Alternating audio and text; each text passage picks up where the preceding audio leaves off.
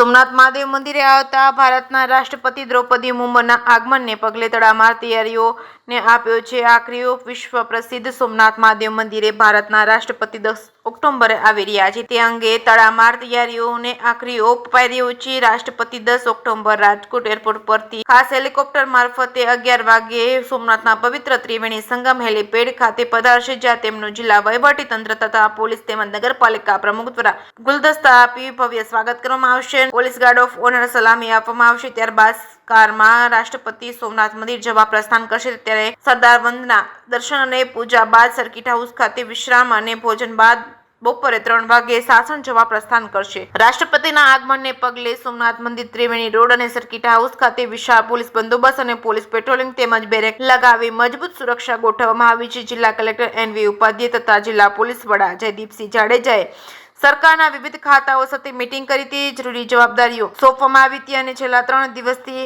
Rehearsal કરવામાં આવી છે। જે કે સિંહ ગુજરાતી સાથે મહેશ વાજા, સોમનાથ।